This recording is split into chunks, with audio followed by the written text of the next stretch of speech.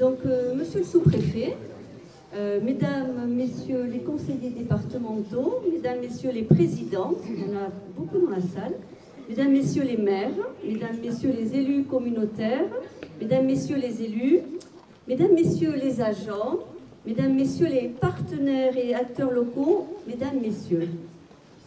En ce début d'année 2025, je vous adresse à toutes et à tous, ainsi qu'à tous les habitants du Signanx, mes meilleurs vœux pour vous et vos proches. Des vœux de santé, des vœux de bonheur et surtout des vœux de paix.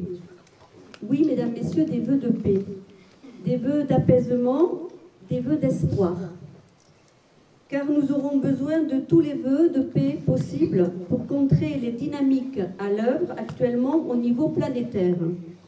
Aux conflits meurtriers, qui demeurent d'ailleurs depuis trop longtemps, viennent s'ajouter les passions guerrières, les théories virilistes, les déclarations irresponsables et dangereuses de certains dirigeants. À jouer aux petits soldats et à exacerber les égos, ils mettent en péril le fragile équilibre mondial. Depuis 2 jours, Donald Trump est à nouveau au pouvoir aux États-Unis. Il n'a pourtant pas attendu cette date pour commencer et les provocations et lancer même les hostilités. Face à cette menace lancinante vient parfois s'ajouter un péril bien réel, celui du réchauffement climatique. Alors que l'année 2024 a battu des records de chaleur, après les catastrophes naturelles dans la vallée d'Aspe, elle s'est terminée avec le terrible cyclone Chido à Mayotte. Et elle s'est ouverte en 2025 avec les terribles incendies de Los Angeles.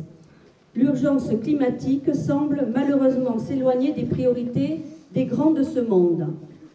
Je ne peux qu'espérer que cette spirale annoncée de catastrophes et de conflits puisse s'enrayer en 2025. Malheureusement, le contexte national ne pousse guère plus à l'optimisme. Plongé dans l'instabilité depuis la dissolution de l'Assemblée nationale, situation qui a révélé d'ailleurs le dérapage des comptes publics, le pays se cherche toujours un budget pour l'année 2025. Une situation inédite. Cette instabilité institutionnelle et économique nous affecte et nous préoccupe légitimement, toutes et tous, citoyens, mais également élus locaux, élus des collectivités territoriales. Dans ce contexte, je tiens tout d'abord à vous informer que le Signanx se tient prêt. Différentes stratégies financières ont été réalisées sur la base de la première loi de finances et nous serons en mesure de poursuivre les projets engagés dans le Signanx. Car la stabilité financière du territoire a été confortée par la stratégie fiscale mise en place en début de mandat à l'initiative du VP aux finances Jean-Marc Lespade, ce qui a permis de dégager des marges de manœuvre supplémentaires et de disposer d'une assise solide. Le Signanx ne sombrera donc pas dans la paralysie, bien au contraire. Cette année, plus que jamais, dans ce contexte morose et inquiétant, nous ferons tout pour porter l'espoir et ouvrir le champ des possibles. Depuis le début du mandat, avec l'équipe communautaire à mes côtés, nous nous sommes engagés sur de nombreux projets. De nombreux nouveaux services publics. Ces projets, vecteurs d'amélioration des conditions de vie des habitants, d'équité et de solidarité, nous les porterons jusqu'au bout. Et nombre d'entre eux verront leur concrétisation en 2025. Pierre angulaire de ce mandat, tout d'abord, le plan local d'urbanisme intercommunal, porté par le vice-président à l'aménagement du territoire et à l'urbanisme, Julien Fichot. Ce PLUI devrait aboutir cette année. Près de 4 ans de travail collectif, avec les élus de toutes les communes, avec les partenaires, avec le panel citoyen, avec même les habitants, ancrant le Signanx dans une nouvelle dynamique d'aménagement plus vertueuse, plus verte. Ce PLUI sera un des premiers PLUI français à intégrer les nouvelles obligations réglementaires de réduction de l'artificialisation des sols. Ainsi, le territoire réduira de 55% la consommation des espaces naturels, agricoles et forestiers d'ici 2030 et permettra le reclassement de 430 hectares supplémentaires en zone agricole et naturelle. Il fera du Seignanx un territoire de sobriété, respectueux de ses écosystèmes, un territoire engagé dans une transition climatique et énergétique forte, qui conjuguera l'attractivité maîtrisée, solidarité et qualité de vie dans le cadre d'un urbanisme de proximité au service de l'environnement et en conformité avec le SCOT Pays Basque Seignanx, qui, je l'espère, verra également son arrêt le 30 janvier prochain. J'en profite pour saluer son président et sa directrice ici ce soir. Nous pouvons donc être fiers de ces ambitions que j'espère voir se concrétiser pour ce qui nous concerne le 5 février prochain. Je souhaite à cet effet remercier tous les partenaires, au premier rang desquels l'ODAP, le CPIE et toutes les équipes tout au long de ce travail qui permettra désormais de penser l'aménagement du territoire à 8 communes. Bien sûr, pour accompagner cette dynamique vertueuse, plusieurs politiques sectorielles se mettent en place ou sont renforcées, au premier rang desquelles la mobilité. Car l'aménagement du territoire et la mobilité vont de pair. Ils doivent être pensés ensemble pour ne pas générer des situations d'isolement. Dans notre territoire, et plus largement d'ailleurs dans les Landes, les déplacements sont trop souvent synonymes d'autosolisme et laissent de côté tout un pan de la population qui ne dispose pas de voiture. C'est pourquoi plusieurs actions ont été mises en place depuis le début du mandat, avec aux manettes le vice-président voirie, liaison douce et bâtiment, Pierre Pasquier. En parallèle donc des réflexions des voiries communautaires qui se poursuivent pour garantir bien sûr les conditions de sécurité aux automobilistes, un important effort de réalisation de voies cyclables a été mis en place pour favoriser le recours aux mobilités douces. La Vélodyssée, véloroute européenne qui longe l'Atlantique, a été entièrement réhabilitée en 2024 afin d'offrir des conditions agréables et sécurisées pour la pratique du loisir. Je crois d'ailleurs entendre les équipes de l'Office de tourisme communautaire qui sont également dans la salle me souffler que dans la Vélodyssée, c'est également un élément marquant de la politique touristique du territoire, n'est-ce pas Jérôme? Mais le projet phare à mes yeux en matière de pistes cyclables a été la réalisation de la voie piétonne et cyclable entre le parking relais de Garros à Tarnos et le bourg d'Ongres. Avec cette voie et les travaux réalisés ces dernières années le long de la route Océane, les bourgs de Saint-Martin-Seignanx et d'Ongres peuvent être reliés à vélo ou à pied de façon sécurisée au service de mobilité Tic-Tac du Trambus. Avec l'action des 3 communes adhérentes au syndicat des mobilités, ce sont plus de 90% de la population du Seignanx qui est couverte par un service de transport en commun journalier. Si en l'espace de 5 ans, cette situation présente une avancée majeure pour les habitants du Seignanx, elle n'était pas totalement satisfaisante. C'est pourquoi, afin d'offrir aux habitants des 5 communes de l'intérieur des solutions alternatives, nous avons initié et copiloté avec Jean-Marc Lard un schéma simplifié des mobilités. Adopté en fin d'année, un panel d'actions diverses se mettra en place dès 2025. Nous travaillons ardemment à la concrétisation de certaines de ces actions, à savoir la réalisation de nouveaux parkings relais pour simplifier la pratique du covoiturage, la mise en place d'un dispositif de location de vélos électriques et enfin, avec la région Nouvelle-Aquitaine, la mise en place du transport à la demande qui permettra de connecter les communes de l'intérieur aux services publics et services donc présents sur les 3 autres communes du territoire. En parallèle, le service d'aide à la mobilité du SIAS a été renforcé en ce début d'année pour répondre aux besoins des aînés en perte d'autonomie dans leurs déplacements quotidiens. Et bien sûr, le Seignanx pèsera de tout son poids pour que l'offre ferroviaire s'accentue par un plus fort cadencement des trains et par le développement des haltes ferroviaires tant existantes qu'à créer à Tarnos. S'il nous faut impérativement réduire les émissions de gaz à effet de serre liées au transport, ce qui passera également par la mise en place de la zone à faible émission mobilité à l'échelle du bassin de vie à partir du mois de juin prochain, il nous faut bien sûr accélérer le recours aux énergies renouvelables. Le schéma directeur des énergies renouvelables Navire amiral de cette dynamique que pilote le nouveau vice-président à la transition écologique, à l'agriculture et au déclassement, Marc Babillet, qui prend la relève après un énorme travail amorcé par Isabelle Nogaro, que je salue également. Ce schéma donc dote progressivement les bâtiments publics du Seignanx d'installations photovoltaïques. Les efforts conjugués permettront, aux côtés d'autres projets tels que le lourd-moteur, petit à petit, de rééquilibrer notre balance carbone. En parallèle, il nous faudra aussi continuer d'œuvrer pour réduire les risques liés aux aléas climatiques, que ce soit en préservant les zones à fort intérêt écologique ou encore en limitant les risques d'inondation auxquels notre territoire peut être sujet, et ce, grâce au schéma intercommunal des eaux pluviales qui sera finalisé en 2025. Enfin, pour réduire notre empreinte, il nous faut consommer autrement. Consommer autrement et consommer local, ce qui nous amène à soutenir fortement l'agriculture locale et nourricière. L'année dernière, souvenez-vous, au moment des vœux, les agriculteurs retournaient les panneaux et occupaient les routes. Ils ont bloqué des préfectures, ils ont bloqué le périph' parisien, ils ont même eu des négociations avec le gouvernement.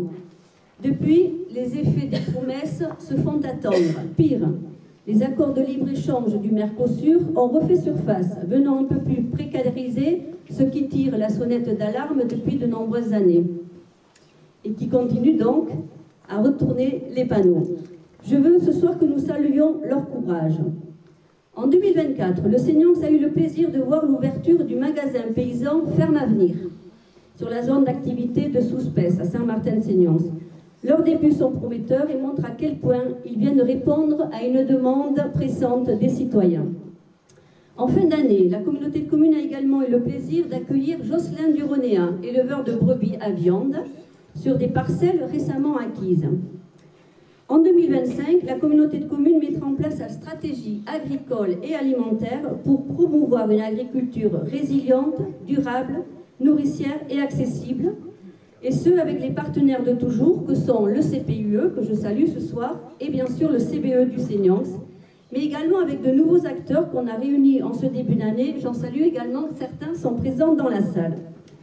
Car ce monde n'est plus possible et marche donc sur la tête. Donc oui, consommons autrement et consommons local. Consommer, c'est aussi synonyme de déchets. Sur le Seignanx, c'est le Sitcom, Côte-Sud des Landes, qui est en charge de cette politique. Chaque année, le recyclage et la valorisation de nos déchets nous coûtent plus cher. J'espère que l'obligation de composter les biodéchets réduira la part de déchets incinérés et que les nombreuses mesures prises produiront les effets positifs en 2025. En ce début d'année, donc, retrouvons-nous autour de valeurs essentielles. Partageons des moments de joie, partageons des moments d'émotion ensemble. Cela passe bien sûr par des moments de convivialité et d'épanouissement qu'offre la culture. À l'initiative d'Isabelle Casalis, vice-présidente à la culture et au patrimoine, plusieurs rendez-vous sont bien sûr déjà mis en place. Les spectacles de la saison culturelle et du Festimé, et désormais les traditionnelles pastilles de Si le Seignanx venait compter. Le prochain rendez-vous d'ailleurs est programmé à Biodos pour évoquer les fêtes populaires, les jeux et les danses. Et pour ceux qui souhaiteraient vivre et revivre ces pastilles de Si le Seignanx m'était compté, une surprise vous sera réservée en 2025. Je n'en dirai donc pas plus ce soir. À ces actions s'ajoutent désormais des actions de médiation culturelle et intergénérationnelle. Réalisées par les agents de la communauté de communes ou par nos partenaires, elles permettent de toucher un public toujours plus varié. L'édition du Maxi Mini Orchestre, proposée en partenariat avec la Locomotive, a placé le temps des ateliers les aînés en position d'aidants auprès des plus petits, leur faisant oublier quelques heures le poids de la vieillesse. Car il n'est pas toujours aisé de vieillir, et encore moins de bien vieillir. C'est pourquoi le SIAS, avec l'appui d'Alain Dichary, son vice-président aux solidarités et à l'action sociale, nous poursuivons l'émission avec une nouvelle organisation qui permet aux agents de mieux équilibrer leur vie professionnelle et leur vie personnelle. De plus, la montée en compétence des équipes se poursuit en 2025, toujours avec l'appui du LEP de Sobrig. Je veux remercier sincèrement, ce soir, La centaine d'agents du SIAS qui mettent en œuvre des actions de maintien à domicile, des actions de soins et de portage de repas qu'ils réalisent quotidiennement au domicile des aînés du Seignance. En parallèle de ces actions, chaque trimestre, donc, des programmes d'animation sont également proposés aux seniors de façon à réduire l'isolement et à proposer des actions de plus en plus souvent au pôle de solidarité et de santé Escandensa du Seignance. Escandensa. Ce bâtiment a été inauguré en 2024. Il propose une offre médicale et paramédicale ainsi qu'une salle donc, du SIAS au rez-de-chaussée et des logements seniors aux étages.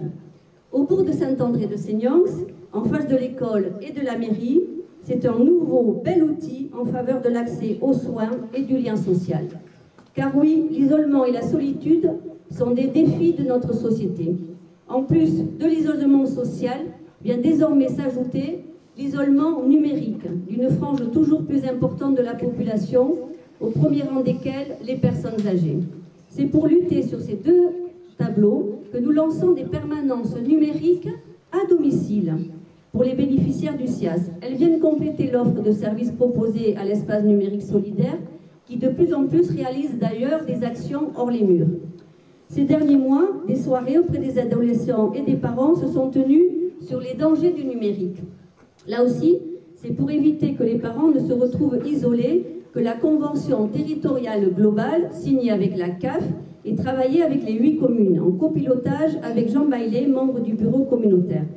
L'accompagnement à la parentalité et l'inclusion sont des sujets majeurs de ce comité pour lequel un guide de la parentalité sera édité en 2025. Et toujours dans cette volonté d'apporter du soutien, de l'écoute et d'accompagner celles et ceux qui en ont le plus besoin, c'est dans cet esprit que nous développons également des actions en matière de lutte contre les violences faites aux femmes et aux enfants.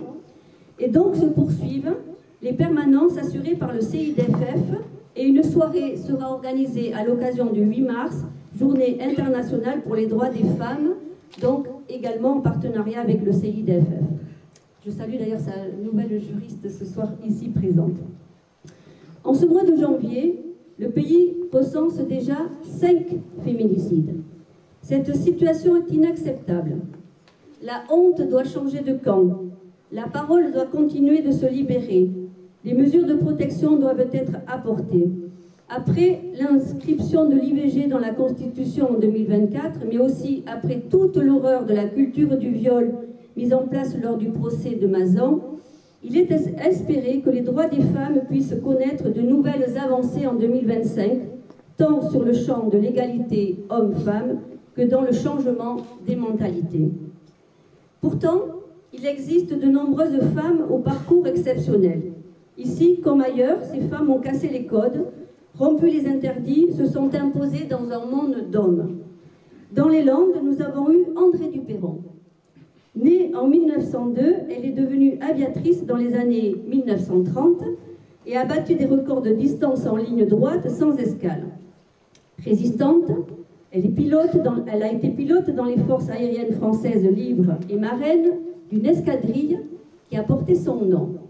C'est pour rendre hommage à cette femme au destin exceptionnel, landaise de cœur, inhumée à Mont-de-Marsan, où elle a passé sa vie, que le restaurant Inter-Entreprise portera son nom. Les travaux avancent et laissent présager une ouverture de ce restaurant au printemps 2025. Avec ce projet, ce sont 3000 salariés de la zone industrialo-portuaire qui pourront bénéficier d'une offre de restauration, en plus d'ailleurs de tous les habitants qui le souhaitent. Je profite de ce moment pour remercier le directeur de l'Éole, ainsi que le directeur de Safran Hélicoptère Engine, qui nous fait le plaisir d'être présent ce soir, 2 partenaires avec qui la communauté de communes a signé un protocole d'accord en cette fin d'année, actant la coopération pour faire vivre ce bâtiment. Ce projet favorise le développement économique du territoire et de l'emploi, car l'ambition portée par la communauté de communes est de rééquilibrer la balance entre le nombre d'emplois et d'actifs.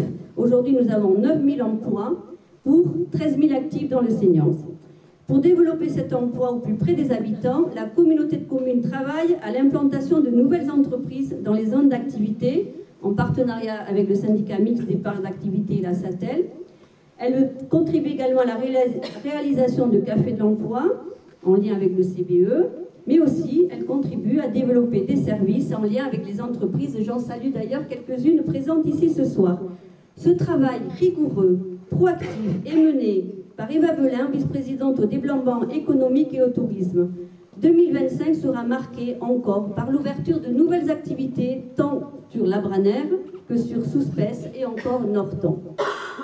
En matière de tourisme, la création d'une aire à vocation touristique, patrimoniale et paysagère est à l'étude le long de la Dour, sur la commune de Saint-Barthélemy. Cette aire, souhaitée par Pierre Latour, vice-président de la CDC pendant près de 30 ans, qui a malheureusement disparu tragiquement l'année dernière. Donc cette aire verra son travail se concrétiser en 2025 et voire 2026, puisque peut-être plusieurs années seront nécessaires à faire émerger cette aire à vocation touristique afin de rééquilibrer l'offre touristique du territoire. Car comme nous le savons tous, le territoire littoral est un lieu d'accueil touristique. Si cela est une chance, nous devons demeurer vigilants à l'incidence du tourisme sur l'offre locative, car le logement est légitimement une préoccupation majeure des Français dans un contexte où la crise du logement est désormais une réalité dans tous les territoires. C'est dans ce contexte que la communauté de communes intervient volontairement aux côtés des communes et des bailleurs sociaux pour favoriser l'émergence de construction de logements, toujours grâce aux aides à la pierre que la communauté de communes octroie aux bailleurs, mais aussi à travers son programme local de l'habitat. Afin d'être au plus près des besoins, nous avons d'ores et déjà lancé des études en vue de son futur programme local de l'habitat pour les années 2026-2031. Ce PLH devra permettre la production de logements abordables en cohérence avec notre futur PLUI et en cohérence bien sûr avec les évolutions démographiques de notre territoire. Et bien sûr, je n'oublie pas non plus la rénovation des logements existants qui, en complément de l'OPA, pourront bénéficier du nouveau service SARénov pour accompagner les habitants dans leurs projets de rénovation. C'est bien grâce à tous ces outils multiples que le travail collectif peut avancer, mené par Didier Herbert, vice-président à l'habitat et au logement, et ce, bien sûr, avec tous les partenaires, les bailleurs sociaux, je salue leur présence ce soir, le COL, XL Habitat, HSA, ou encore Solia, et bien d'autres partenaires, tels l'ADIL, Action Logement. C'est avec vous que nous pourrons continuer à trouver des solutions pour fluidifier les parcours résidentiels. Le Sénat s'attache à développer et promouvoir également les services publics auprès de tous les habitants. Les travaux de l'équipement aquatique débuteront cet été pour permettre à tous les enfants du territoire, je dis bien tous les enfants du territoire, d'apprendre à nager.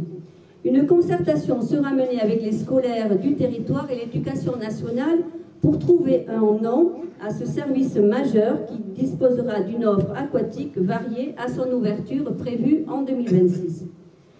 Car le Sénat ne serait rien sans ses services publics. C'est pour améliorer l'accès à l'information des habitants et des renseignements sur les services publics qu'après l'installation des panneaux d'information sur notre territoire, nous procéderons en 2025 à la refonte de notre site internet impulsé par Laurence Guterres, vice-présidente à la communication et la démocratie participative. C'est également pour développer les services publics de proximité que nous avons mis en place dès 2023 des fonds de concours au bénéfice des communes. Ainsi, après la Biodos, l'école à Ondres, le service technique municipal et intercommunal à Saint-Martin en 2024, ce sera le tour du réseau de chaleur en 2025 à Tarnos, qui sera donc soutenu par ce fonds de concours. Donc, malgré l'amorosité ambiante, l'état de ce monde, parfois les vents contraires, qui nous poussent toujours vers plus d'individualisme et de haine, nous savons relever la tête, poursuivre collectivement à relever les défis en coopérant à tous les niveaux. La coopération, il en a d'ailleurs été beaucoup question lors du séminaire du 30 novembre dernier, qui est venu clore la session anniversaire des 30 ans de la communauté de communes. Et oui, la coopération est bien la pierre angulaire de toutes les intercommunalités. Coopération avec les communes, coopération avec l'État, coopération avec la région, avec le département, avec les autres EPCI. Je salue d'ailleurs quelques présidents des EPCI voisines. coopération avec le pays à l'eau, coopération avec d'autres partenaires, acteurs. J'en ai cité beaucoup ce soir et je pourrais continuer ma liste. La CCI des Landes, la mission locale, le SIDEC, les EHPAD du territoire, Aloé, etc., etc. Sans oublier bien sûr la coopération avec les habitants. La coopération, oui, bien sûr, mais aussi le travail au quotidien avec les agents, qui sont nombreux ce soir. Je sais que monsieur le directeur général des services les remerciera largement tout à l'heure. Mais permettez-moi de prendre quelques secondes pour les remercier, toutes celles et ceux qui, à nos côtés, œuvrent au quotidien pour donner vie aux politiques publiques, au service public. Ce service public si souvent décrié et caricaturé, mais vers qui tout le monde se tourne en temps de crise. Car oui, le service public est un rempart. Comme le disait Jean Jaurès, vous connaissez bien cette phrase, le service public, c'est le patrimoine de ceux qui n'en ont pas. Alors oui, continuons à développer ce service public dans la nouvelle décennie qui s'ouvre pour la communauté de communes. Sachez que c'est ensemble, toujours dans la coopération et dans la complémentarité, que nous continuerons de répondre en proximité aux besoins des habitants et aux défis qui se présentent à nous. Ils sont nombreux. Pour illustrer cette dynamique, nous avons réalisé un petit film qui présente les projets portés par la communauté de communes ces dernières années. Il va vous être présenté dans quelques instants, y mettant lumière un petit peu cette coopération, cette solidarité et les transitions aujourd'hui à l'œuvre au niveau de la communauté de communes. Avant de le découvrir, je vous souhaite encore une fois, à toutes et à tous, une très belle année 2025, une année de projet, une année donc de concrétisation, une année de partage, une année où nous resterons concentrés, déterminés, engagés pour faire rayonner notre beau Seignance en concertation avec vous tous, ici présents. Je vous remercie.